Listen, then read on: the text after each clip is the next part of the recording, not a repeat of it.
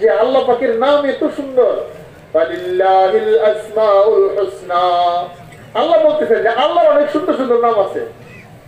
আইয়াম্মা তাদউ ফালাহুল আসমাউল হুসনা, যে নাম ডাকো আল্লাহর অনেক সুন্দর সুন্দর নাম আছে, সুন্দর 99 নাম, অনেক সুন্দর। তো ওরা দেখছি রাসূলের নামটা অনেক সুন্দর করে মজা করে উচ্চারণ করে। হযরত মুহাম্মদ মুস্তাফা সাল্লাল্লাহু আলাইহি ওয়াসাল্লাম নাম হলো মুহাম্মদ। আচ্ছা, মুহাম্মদের কাজ কি? তিনি রাসূল।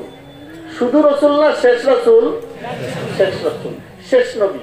কুরআন বলতেছে মা কানা মুহাম্মাদুন আবা আহাদিন মির রিজালিকুম ওয়ালাকিন রাসূলুল্লাহি ওয়া খাতামান নাবিয়্যিন। মুহাম্মদ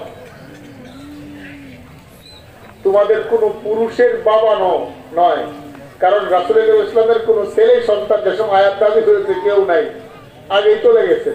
রাসূলের শুধু মেয়েরা বেঁচে ছিলেন। তো তিনি হলেন আল্লাহর রাসূল, এটা ওনার একটা মৌলিক পরিচয়।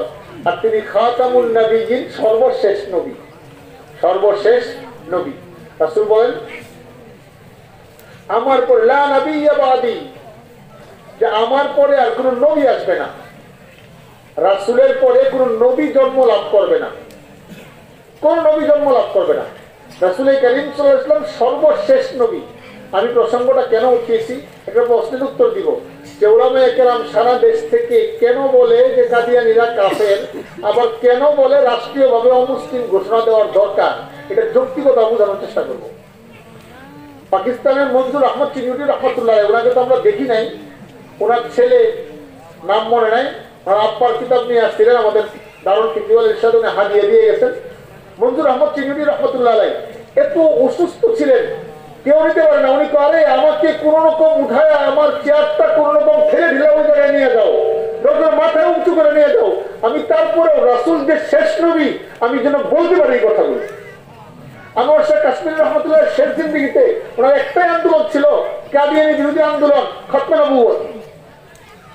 কাদিয়ানীদের কি ভ্রান্ত আকীদা সবকিছু আমার শোনানো সম্ভব না, কিন্তু এখানে যেহেতু সর্বস্তরের লোকজন আছেন, অনেক উচ্চশিক্ষিত লোকজন আছেন, অনেক রাজনৈতিক বড় বড় নেতারাও আছেন, এবং সাধারণ ভাইয়েরা আছেন, দাওয়াতি তাবলীগের ভাইয়েরা আছেন। আমি সরল উপস্থাপন করবো কাদিয়ানীদের ব্যাপারে আমাদের করণীয় কি। আমি তো অনেক সময় বলি, পাকিস্তান থেকে বাংলাদেশ স্বাধীন হয়েছে, পাকিস্তানের কিছু খারাপ জিনিস আমার রয়ে গেছে, যারা পাকিস্তানে নাই কিন্তু বাংলাদেশে রয়ে গেছে। এর মধ্যে একটা সবচেয়ে খারাপ জিনিস হলো পাকিস্তানের সবচেয়ে পচা মাল, যে পচা মালকে পাকিস্তান রাষ্ট্রীয়ভাবে নিষিদ্ধ করেছে, ঘৃণাও করেছে, অনেক লোক শহীদ হয়েছে, তারপরে পচা মালকে সরাই দিছে।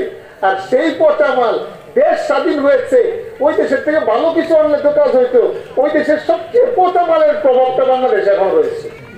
এটা আগেও শুনিয়েছি আপনাদেরকে। ওইটা হলো গোলাম আহমদ কাদিয়ানীর কিছু ভক্তবৃন্দ, এবং কাদিয়ানীকে এখনো রাষ্ট্রীয়ভাবে অমুসলিম ঘোষণা করা হয় নাই, অথচ পাকিস্তান তার দেশ যেখানে, ওখানে রাষ্ট্রীয়ভাবে তাদেরকে অমুসলিম ঘোষণা করা হয়েছে, কিন্তু বাংলাদেশে এখন অমুসলিম ঘোষণা করা হয় নাই। এটা প্রশ্ন আপনাদের থাকতে পারে, প্রশ্নটা উত্তর দিন যে হুজুর কাদিয়ানীরা অমুসলিম আমরা তো জানি, এটা আবার রাষ্ট্রীয়ভাবে ঘোষণা দেওয়ার জন্য হুজুররা বলেন কেন? হুজুররা যে কি বলে, কোনটা কেন বলে, অনেক সময় আমাদের সাধারণ পাবলিকরা বুঝে না, মনে করে আমরা কিছু না বুঝে গেলে বলে ফেলি। এর কি যৌক্তিকতা আপনাকে বুঝায়? কিছুদিন আগে শেরপুর, হালুয়াঘাট ও সমস্ত যে সমস্ত এলাকাতে খ্রিস্টানরা অনেক উল্টাপাল্টা করে, মুসলমানদেরকে খ্রিস্টান বানায়, আমরা এক সফর ছিল, সফরে যাওয়ার তৌফিক হয়েছে। আমাদের এক মাওলানা সাহেব শোনান, হুজুর এই এলাকাতে একটা সংগঠন আছে খ্রিস্টানদের, নাম হলো দাব্বাতুল আরব। আপনার ওলামায়ে কেরাম শুনে অবাক হয়ে যাবে, তারা 3 ওয়াক্ত নামাজ এই সেই এগুলো প্রচার করে। কত রকমের ঝুঁকা। ওরা ইনজিল, জাবুর ওই সমস্ত কিতাবকে এমন ভাবে করে, মানে কভারিংটা এমন ভাবে করে দেখতে মনে হবে কোরআন শরীফ, এবং বিভিন্ন গ্রন্থ রচনা করে খ্রিস্টানদের খ্রিস্টবাদ প্রচার করে, কিন্তু উপস্থাপন এমন আপনি মনে করেন ইসলাম। এরপরে গ্রামে গ্রামে ঘুরে ঘুরে কোরআনের অপব্যাখ্যা করে মানুষকে খ্রিস্টবাদের দাওয়াত দেয়। সে খুঁজই পায় না খ্রিস্টান, ওর 2 বছর পরে খুঁজ পায় যে আমি তো খ্রিস্টান হয়ে গেছি। এটা অনেক ভয়ের ব্যাপার। খতমে নবুয়ত, রাসূল কারীম ইসলাম শেষ নবী, এটা ঈমান রক্ষার আকীদা। কেউ যদি মনে করে রাসূলের পরে অন্য কোন নবী মুসলমান থাকবে না। কথা কি বুঝতে পারলেন? তো সুতরাং পাকিস্তানের কাদিয়ান এলাকার এক লোক ছিল, তার নাম ছিল গোলাম আহমদ। সে হলো বহুরূপী মানুষ। আমাদের সাইফুল হাদিস রহমাতুল্লাহ একবার কথা শুনছিলাম, এখনো মনে আছে। সে একবার পুরুষ, একবার মহিলা, আরো যে কত রকম মন্তব্য আছে। প্রথমে বুজুর্গ, পরে ওলি, পরে জিল্লি নবী, এই নবী সেই নবী, মানে তার কথাবার্তার কোনো আগামাথা নেই, বদ্ধ পাগল। কিন্তু দুনিয়ার ইতিহাস অনেক করুন, যে যত পাগলই হোক কিছু ভক্ত তারও হয়ে যায়, কোনো কিছু না কিছু একটা আছে, এমন কিছু পাগল পাগল থাকে না। তো গোলাম আহমদ কাদিয়ানীরও কিছু ভক্তবৃন্দ তৈরি হয়ে গেছে। আর ইহুদিরা চিন্তা করছে এই যে একটা ভালো সুযোগ মুসলমানদেরকে পথভ্রষ্ট করার জন্য, এই ভণ্ড নবীকে যদি নবী বলে চালিয়ে দেওয়া যায়, কিছু হুজুগি মানুষ তো তাদেরকে নবী মনে করবে, তাহলে তো আমাদের সংখ্যা কিছুটা কমে যাবে, মুসলমানদের সংখ্যা কমে যাবে। এই হালাত দেখে তৎকালীন পাকিস্তানের ওলামায়ে কেরাম কঠিন আন্দোলন করেছে, অনেক লোক শহীদ হয়েছে। ওই আন্দোলনের চিত্র অসাধারণ চিত্র ছিল, কোন দল মত ছিল না।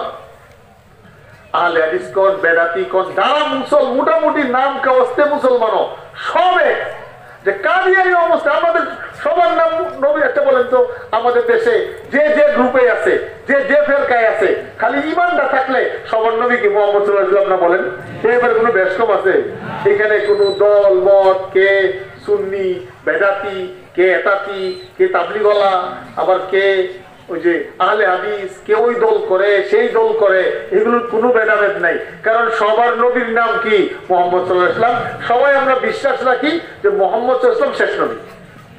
এখন আপনাদেরকে তো আমরা বলতেছি, শুনতেছেন, সবাই জানে কাদিয়ানী কাদিয়ানী কাফের, কাদিয়ানী কাফের। কিন্তু কাদিয়ানী চিনবেন কেমনে? আপনি চিনা তো মুশকিল। হেরা এসে বলবে কি জানেন? বলবে ভাই আমরা আহমদিয়া মুসলিম জামাত। আপনি মনে করবেন এটা একটা মনে হওয়া, কিন্তু এবার বলে আহমদিয়া মুসলিম জামাত। আপনি মনে করবেন আহমদ তো আল্লাহ নবীর এক নাম। এরা হয়তো যেটা কোন একটা গ্রুপ হবে, এটা পুকুরিয়া মাদ্রাসা, ওইটা গোবরগাঁও মাদ্রাসা, এটা হাটহাজারি, এটা পটিয়া, বিভিন্ন সিস্টেম থাকে না। এরা এই পিসাবের মুড়ি ধরাই দিয়ে, এটা মনে আরেক পিসাব হবে একজন। এরা কিন্তু জীবন আপনার কাছে এসে বলবে না যে কাদিয়ানী। কারণ কাদিয়ানী শব্দটা এই পরিমাণ ঘৃণিত হয়েছে, এই শব্দ ওরা নিজের পরিচয় দেয় না। এই শব্দটা এই পরিমাণ ঘৃণিত হয়েছে পুরো পৃথিবীতে, ওরা কাদিয়ানী নিজেদেরকে কাদিয়ানী বলে না। আরো বিস্তারিত না করি, অনেক লোক দেখছি আমি, নিজে যে অবস্থান থাকে আমার সামনে পরিষ্কার করতে দেখি না, খালি ভয় পায় ভয় পায়। এগুলো কারণ কি জানেন? যে যে ভুল করে ওই ভুলের হিসাব তার কাছেও থাকে, এই জন্য ভুলের পরিচয় দেয় না। আছি তো আপনাদের লগেই তো আছি। কাদিয়ানীরা এসে করে কি? কাদিয়ানীরা এসে আমরা মুসলমান। আপনি কি করবেন? মুসলমান বলতেছি, আমরা মুসলমান, কেমনি কি করবেন? একটা উদাহরণ দেই তাহলে বুঝতে পারবেন। এক লোক, এটা বিশেষ করে আপনারা যারা চার দোকানে বসে আড্ডা দেন, রাজনীতি করেন, অথবা বইপত্র পড়েন, বিভিন্ন জায়গায় মন্তব্য করেন, আপনাদের সহযোগিতার জন্য বলছি। কেন আমরা বলি? কাফের ঘোষণা দেওয়ার জন্য। এক লোক বাজারে মধু বিক্রি করে। কি বিক্রি করে? মধু। আরেক লোক বিক্রি করে ইঁদুরের ওষুধ। বাজারে ইঁদুরের ওষুধ বিক্রি করে, ইঁদুরের ওষুধ বিক্রি করে। তো সবাই জানে ইঁদুরের ওষুধ, অথবা কীটনাশক বিক্রি করে, সবাই জানে, যায় না যায় না, খেতে দেয়, জমিনের পোকামাকড় মরে, কীটনাশক লেখা থাকে সতর্কতা, যে হুঁশিয়ার, বাচ্চাদের নাগালের কাছে রাখবেন না, নাগালের কাছে রাখলে বাচ্চারা খাইলে আবার মারা যাবে, অনেক সতর্ক করে।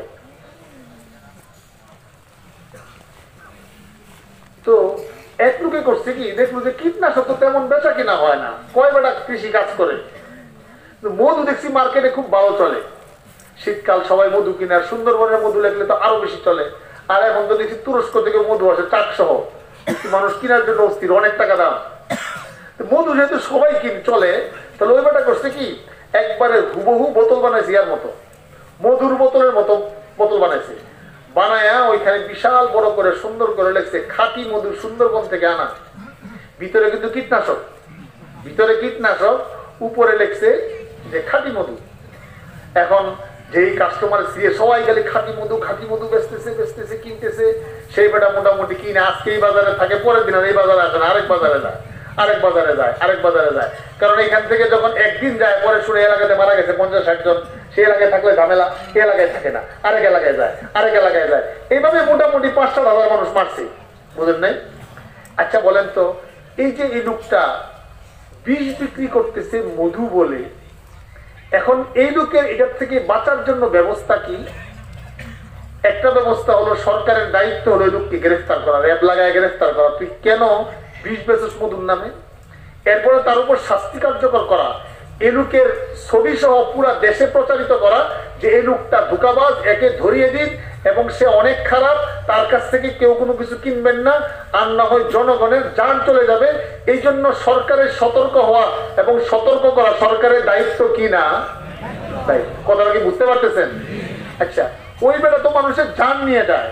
কাদিয়ানি হচ্ছে আমাদের সরল প্রাণ মুসলমানদের কাছে গিয়ে বলতেছে যে দেখো আমিও মুসলমান, তুমিও মুসলমান, লেবেল লাগাইছে মুসলমানের, কিন্তু বাস্তবে ভিতরে প্রচার করতেছে পাকিস্তানের ভ্রান্ত কাদিয়ানি মতবাদ, যা ইসলাম এবং আমাদের ইসলামের বিপক্ষে, কাফের হয়ে যায় যে মতবাদ লালন করলে ওই মতবাদ যখন প্রচার করতেছে, নাম দিতেছে মুসলমান, লেবেল মুসলমান।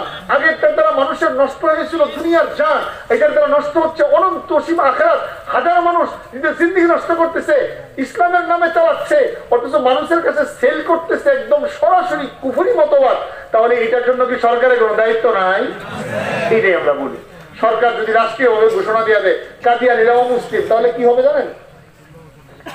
তাহলে ওই যে ধর্ম লেখা থাকে না, ধর্ম, আপনার ধর্মের নামে লেখা থাকবে ইসলাম, তার ধর্মের জায়গা লেখা থাকবে কাদিয়ানি।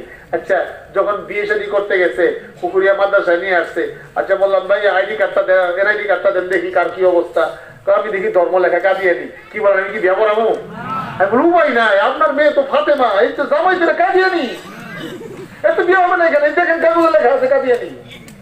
আর যদি এইটা না থাকে লেখা, বিয়ে শাদী হয়ে গেছে, 3 মাস গেছে, 4 মাস গেছে, সন্তান এসে গেছে, কয়দিন পরে খবর হয়েছে, আমি সফর করেছি দিনাজপুর, তো ওখানে বিমানবন্দরে যখন নামলাম, সৈয়দপুর বিমানবন্দর, আমি দেখি অনেক অমুসলিম মানুষ এবং অনেকটা অন্যরকম পোশাক। জিজ্ঞাসা করলাম ব্যাপার কি?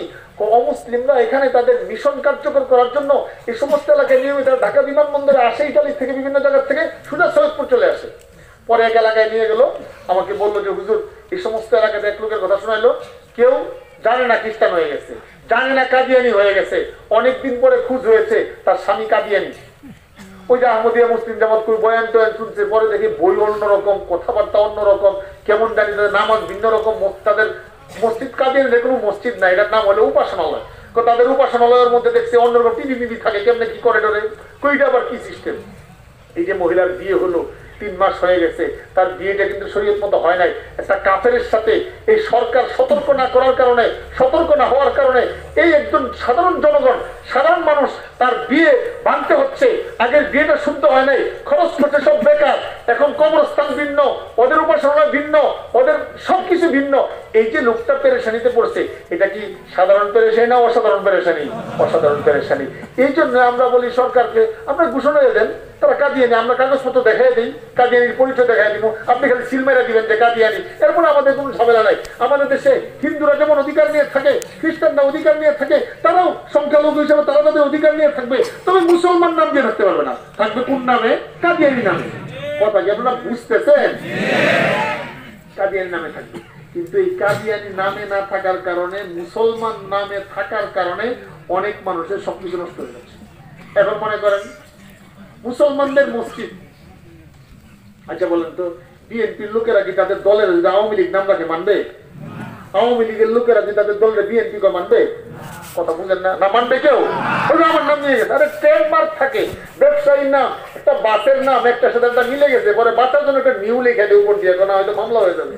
প্রত্যেকের ট্রেডমার্ক আলাদা, নাম আলাদা, এগুলো আমাদের তো জিনিস আমাদের, মুসলমানদের মসজিদ। এই জন্য কাদিয়ানিদের কোনো মসজিদ নাই, ওদের যেগুলো সেগুলো বলছে উপাসনালয়। কি বলতে হবে বলেন?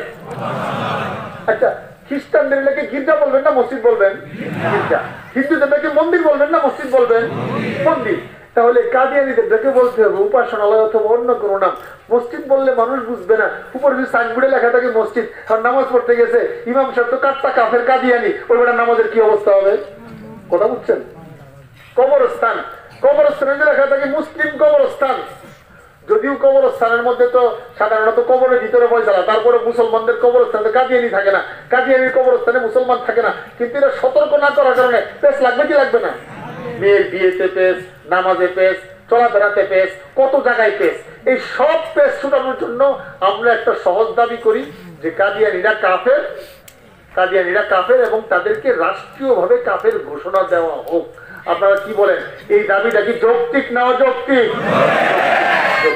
এই কথাটা আমরা বলি, আমি আপনাদেরকে সহজে বুঝাইলাম।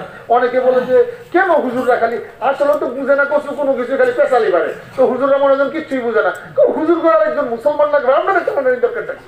অনেকে বলে কিন্তু দেখবেন তার দোকানে বিশাল লেখা লাগাই দিব, এই যে হুজুররা খালি কাবিয়ানি কাফের কাফের কাফের কাফের হচ্ছে, ঠিক আছে হতো আমাদের দেওয়া দরকার কি, হ্যাঁ কাফের হ্যাঁ কবরে সে যাবে, কিন্তু সেটা আমার কবরে ঢুকতে চাইছা বুঝেন নাই, এত ওর কবরে যায় না, ঢুকে তো আমার কবরে ঢুকতে চায়, ও তো ওর ঘরে যায় না, আমার মসজিদ লুট করতে চায়, ও তো ওর জায়গায় থাকে না, বিষ খাওয়াচ্ছে আমাকে মধুর লেভেল দিয়ে, আমার ইমান নিয়ে যাচ্ছে, আমার মামুনদের বিয়ে নষ্ট করছে, সারা দেশে ফেতনা সৃষ্টি করতেছে।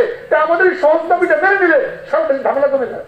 কদিন পরে পরে কাজের বিরুদ্ধে আন্দোলন মিছিল এগুলো সব কমে যেত, খালি সেপারেট করে দিলে সহজ সিস্টেম। আচ্ছা ওরা কি কাঁদিয়ে, ওরা আর যদি বলে না আমাদেরকে এমন সেপারেট করে দিলে আমাদের ঝামেলা, আমরা কাঁদিয়ানি না, তারা মুসলমান হয়ে যান, ঝামেলা শেষ। কাঁদিয়ানি থাকবেন তাহলে আপনারা সেপারেট থাকতে হবে, কথাটা বুঝতে পারছেন? এটা আমি মাসলা বলার চেয়ে আমি চাচ্ছি যে আপনাদের এই জিনিসটা পরিষ্কার থাকা, যে কাদিয়ানীদেরকে কেন রাষ্ট্রীয় ভাবে অমুসলিম কাগজ করে কেন রাষ্ট্রীয় ভাবে অমুসলিম ঘোষণা দিতে হবে, এটা ছিল এক প্রসঙ্গ।